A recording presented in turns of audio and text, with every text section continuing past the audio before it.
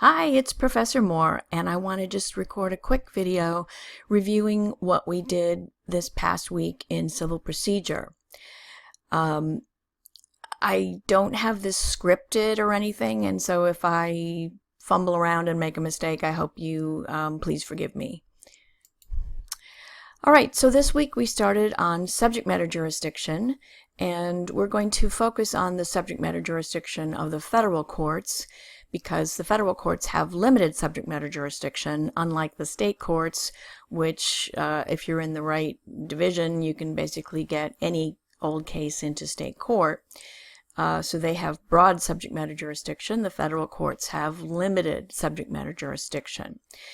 Subject matter jurisdiction means, of course, the kind of case that a court has the power to hear. The ultimate source of power for the federal courts is the Constitution of the United States. The Constitution grants Congress the authority to create federal district courts and circumscribes the kinds of cases that federal courts can hear. So when Congress decides to go ahead and exercise the power that it's given by the United States Constitution to create lower federal courts and give those courts subject matter jurisdiction of certain kinds of cases, we see that there are two levels of requirements in order for a court to have valid subject matter jurisdiction in the federal system. Now, beginning students frequently ask me, well, if we're analyzing a case, whether a court has subject matter jurisdiction, do we start with the constitutional limits on subject matter jurisdiction? And the answer is usually no, especially in, basic civil procedure.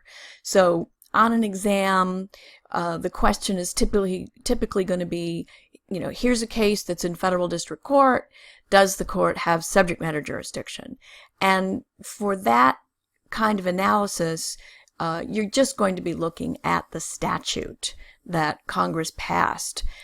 Only rarely would Congress pass a statute granting subject matter jurisdiction to the federal courts that would go beyond the constitutional limits on federal subject matter jurisdiction. And I can't really think of an example in this particular basic course where we are going to see that. So for all practical purposes, in order to analyze most questions, you're just going to be looking at the statute. That being said, let's just quickly look at the constitutional grant of power to the federal courts. And what I've got here, and I see right now that my little face is blocking part of the quote. Sorry about that. What I've got in red is the constitutional provision in Article 3, Section 2, Clause 1 of diversity jurisdiction. So you'll see in red it says that judicial power shall extend to all cases in law and equity between citizens of different states, and between a state or the citizens thereof and foreign states, citizens, or subjects. So that is the outer boundary of what federal courts can hear with regard to cases between diverse citizens. That has been translated, as it were, by Congress into part of Title 28 of the United States Code, Section 1332, and the basic jurisdictional grant for diversity jurisdiction is contained in 1332A. The district courts shall have original jurisdiction of all civil actions where the matter in controversy exceeds the sum or value of $75,000 exclusive of interest and costs, and is between, and then there are 4 subsections outlining different ways where the citizens can be, where the suit can be between citizens of different states or different countries, and I'll go into those more in detail in a second. Just glancing over the amount in controversy requirement exceeding $75,000, we didn't talk about that to any tremendous degree this week, and we're going to study it in a little bit more detail on Thursday, the 25th. So that will roll over into next week's review video. So from now until the end of this video, we're going to be assuming that whatever case we're talking about does meet the amount in controversy requirement. So every diversity case, in order to have proper diversity jurisdiction, must meet the amount in controversy requirement and the diversity of citizenship requirement. This video is going to be focusing on the diversity of citizenship requirement that is contained in subsections 1 through 4 of 1332A, and this video will assume that the amount in controversy requirement is met. Okay, so let's look at the first subsection of 1332A, subsection 1, where the court will have jurisdiction of a civil action that is between citizens of different states. So an example where that was met was Gordon versus Steele, the very first case that we read, where Miss Gordon, the plaintiff, was a citizen of Idaho. It was ultimately determined. And Dr. Steele, one of the defendants, was a citizen of Pennsylvania, and all the other defendants were citizens of Pennsylvania. And therefore, the case was between citizens of different states. Now, you can see that there are multiple citizens of Pennsylvania on the defendant side of the V. That is fine. You can have people that are citizens of the same state if they're on the same side of the V. We just don't want people that are citizens of the same state being on both sides of the V, or we won't have diversity. Okay, here is the second subsection of 1332A, where the court will have jurisdiction of an action that is between citizens of a state and citizens or subjects of a foreign state. So the basic part of the provision is just the part that is up to the comma there. And an example where that was met, or excuse me, this is a little bit of a twist on the actual case, Moss versus Perry, that we read. What I'm giving here is, let's just imagine that Mr. Moss was the only plaintiff in the case, and that he is a citizen of France, and he sued Mr. Perry, who is a citizen of the state of Louisiana. That would be an example of where we would meet subsection 2 of 1332A. Now, looking at the longer portion of subsection 2 that follows the comma, except that the district courts shall not have original jurisdiction under this subsection of an action between citizens of a state and citizens or subjects of a foreign state who are lawfully admitted for permanent residence in the United States and are domiciled in the same state. What that is getting at is that if we have a foreign citizen who has moved to the United States and established domicile in a particular state, then the statute is going to be considering that person in effect as a citizen of that state, and so that's going to destroy diversity. So an example, if that state is the same state where the person on the other side of the V is a citizen. So an example where we would not have diversity because it would fit that latter clause of subsection A is, in our little hypo, let's assume that Mr. Moss is a citizen of France, and yet he has been admitted for permanent residence in the United States, and he is domiciled in Louisiana.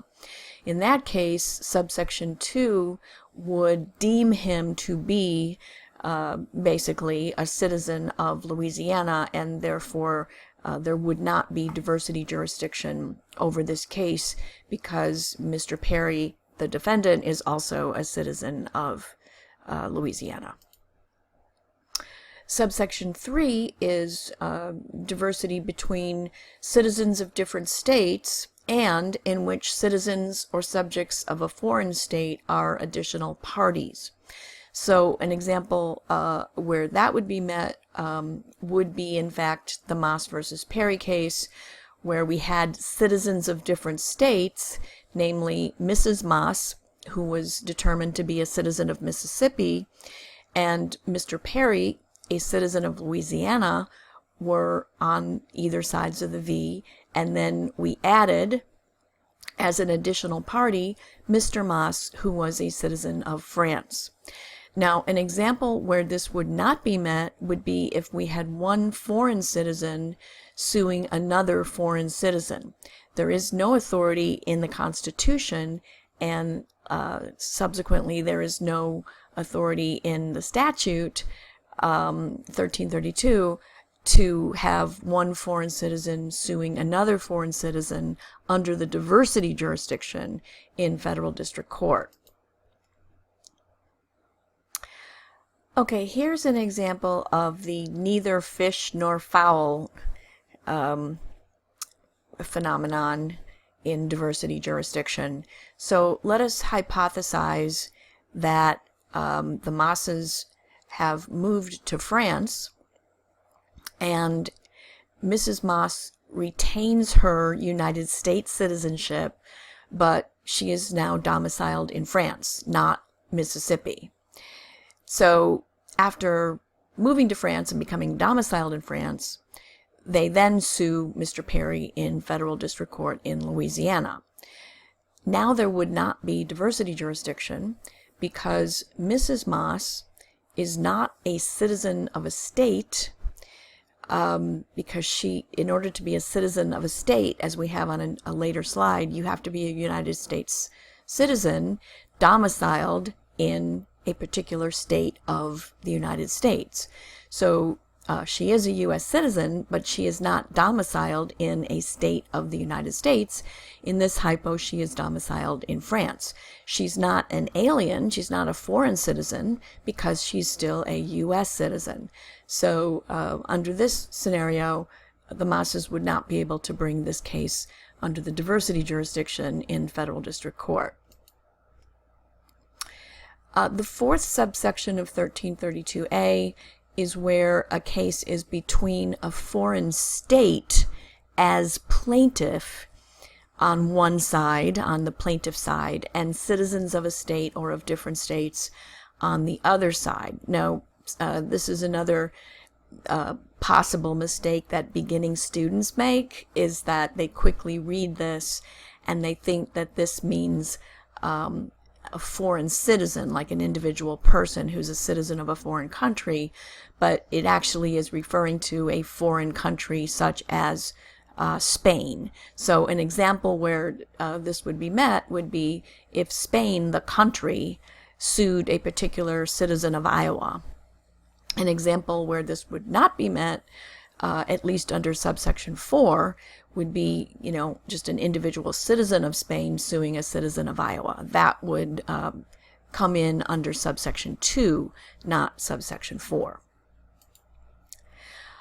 Okay, so that's the operation of the 4 subsections of 1332A, and now we're going to look more closely where the statute 1332A keeps referring to the term citizen of a state.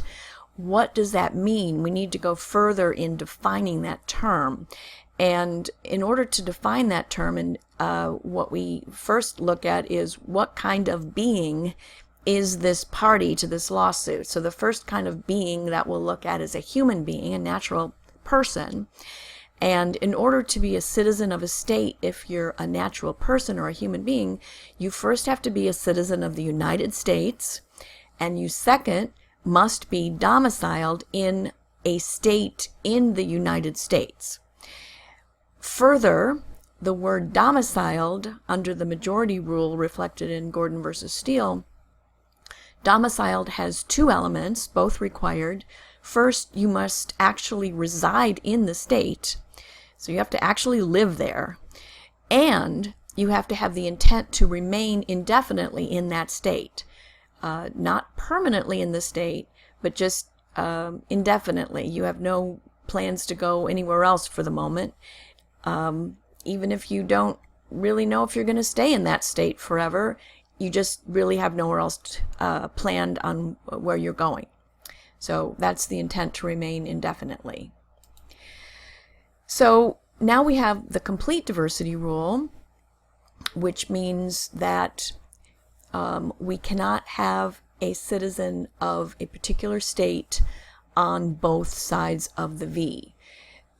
So in the first example, we have a citizen of state A as first plaintiff, a citizen of state A as the second plaintiff, versus a citizen of state B as the first defendant and a citizen of state B as the second defendant. And here we do have complete diversity. Okay, so as I said before, you can have citizens of the same state as long as they're on the same side of the V.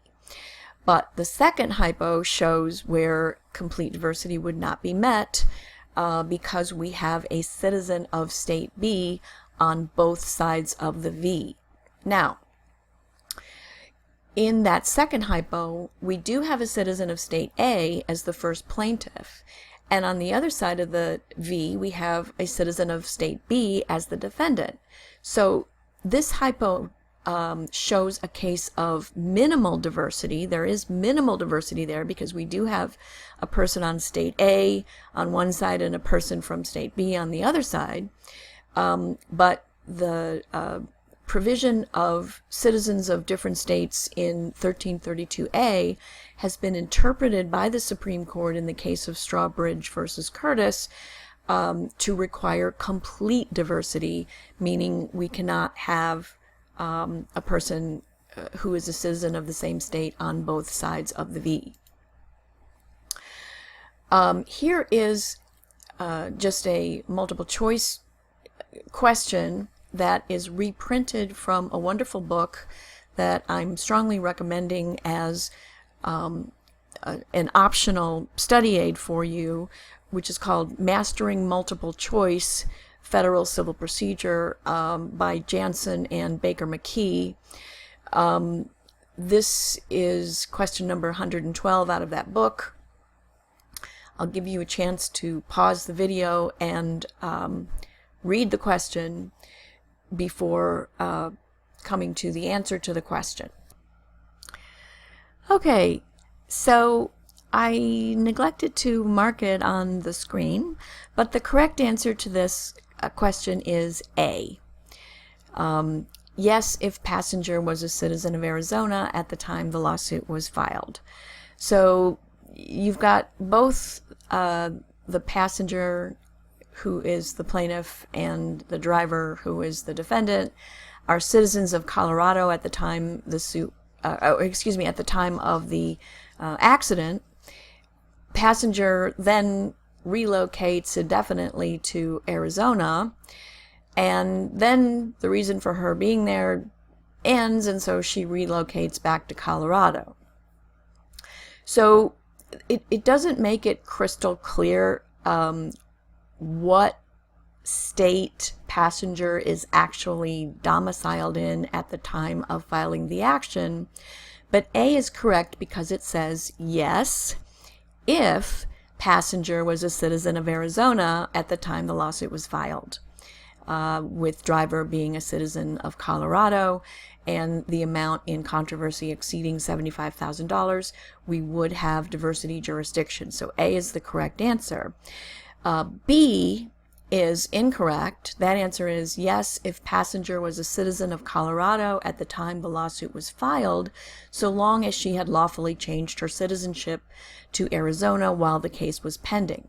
That answer is incorrect because we determine whether we have diversity of citizenship as of the date the lawsuit is filed, not as of some subsequent event. C is incorrect. That answer is no, if passenger was a citizen of Arizona at the time the lawsuit was filed, but later lawfully changed her citizenship back to Colorado while the case was pending. This is one of those answers that you have to consider every word of the answer to see that it's incorrect. So if passenger was a citizen of Arizona at the time the lawsuit was filed, then we do have diversity jurisdiction at the time the lawsuit is filed, because driver is a citizen of Colorado, so the answer would be yes. But notice that answer C starts out no, and therefore answer C is incorrect. Answer D is also incorrect. Answer D is no, because passenger and driver both were citizens of Colorado at the time the cause of action arose. That is not the test of the time when we determine whether there is diversity of citizenship. We don't look at whether they were diverse at the time the accident happened or at the time the cause of action arose. We look at whether they were diverse on the date that the lawsuit was filed. Moving on and continuing to examine what it means to be a citizen of a state, we first looked at what it means to be a citizen of a state when the party to the lawsuit is a human being. But there are many entities that are parties to lawsuits in federal court that are not human beings. And one of the most common, if not the most common, is when a party is a corporation. So Congress actually has defined what state a corporation is a citizen of for diversity purposes in 1332 C1.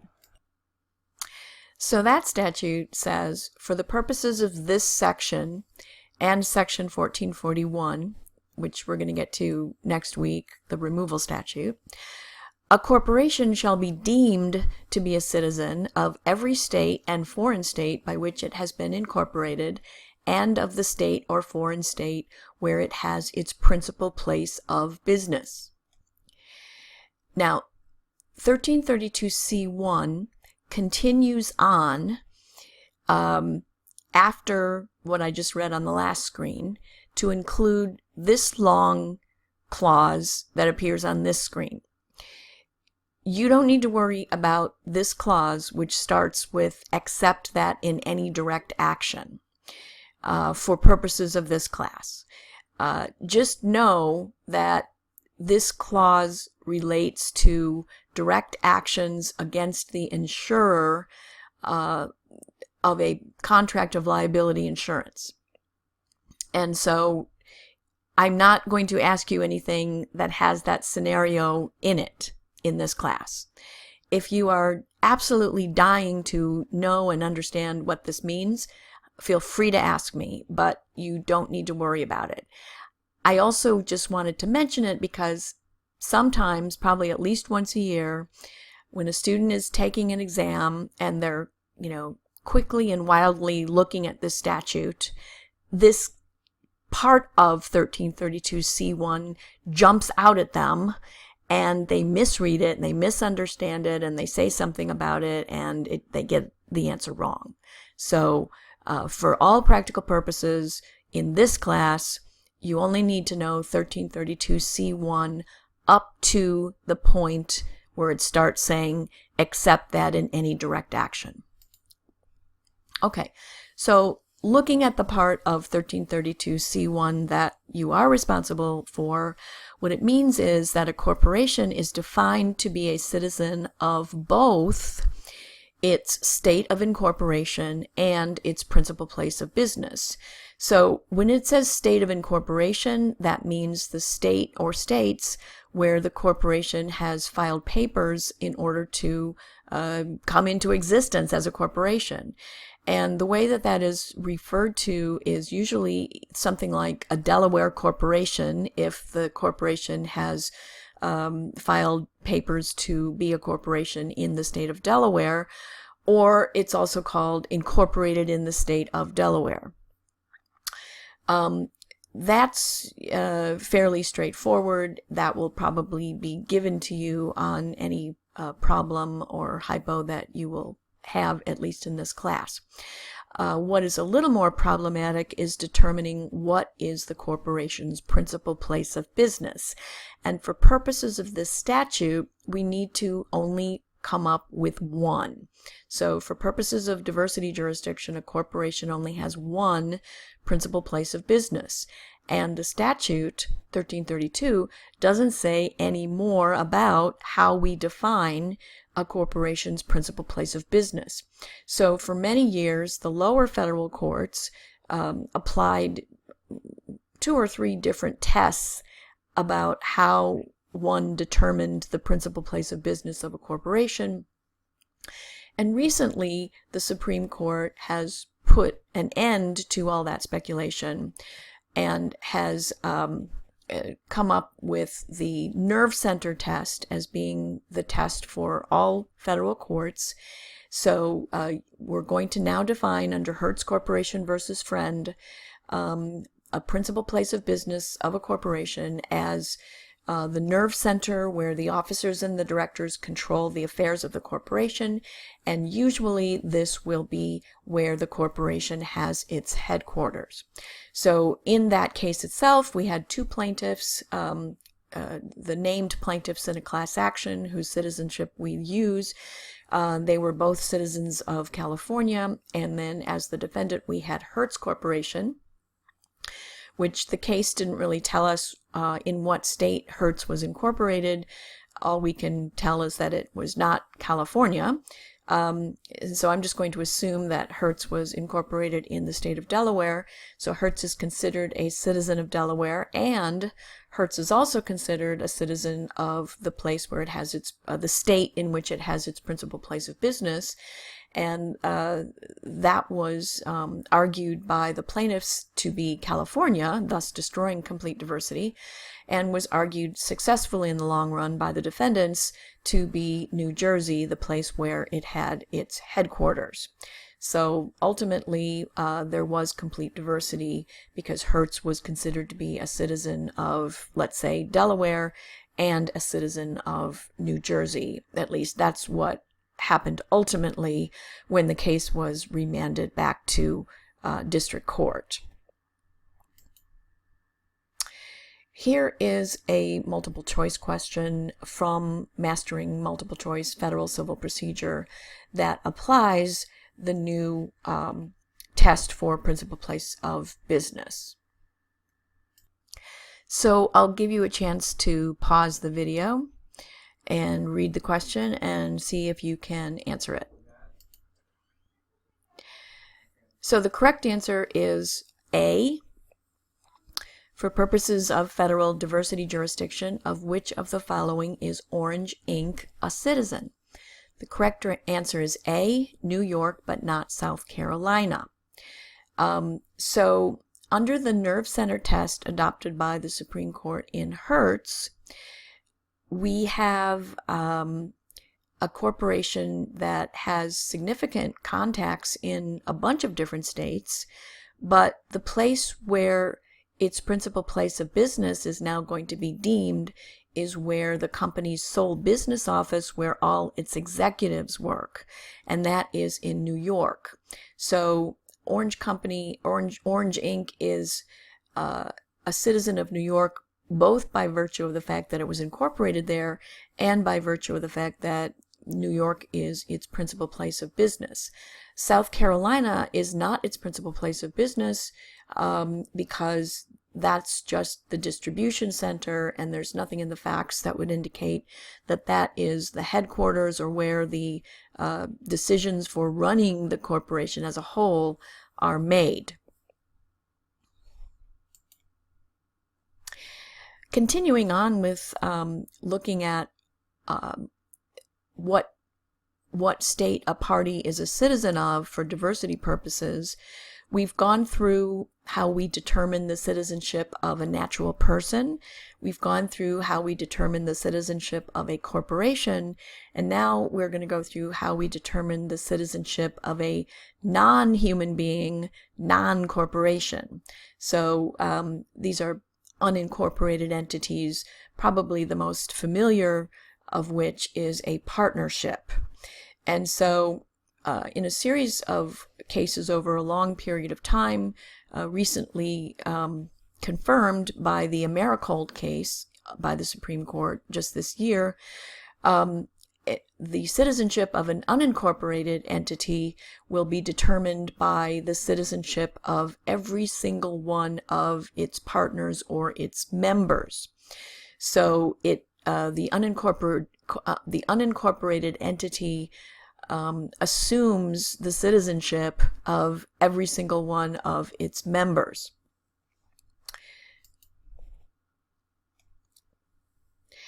There is another part of 1332 that was mentioned in the book that we didn't get to in class that I wanted to bring your attention to, and that is where we have a party who is a legal representative of the estate of a decedent, a dead person, such as their executor or their administrator. Such a person is deemed to take on the citizenship of the deceased person that he or she represents, and they are not, for diversity purposes, a citizen of their own state where they reside or where they're domiciled. So you get that out of the language of 1332 C2. So here's an example of the operation of that statute. So let's say we have Anne, who at the time she died was a citizen of Utah, and Joe, who is a citizen of New Mexico, takes over as the executor of her estate. At the time she died, Anne had a claim against Yvonne, who, let's say, is a citizen of New Mexico.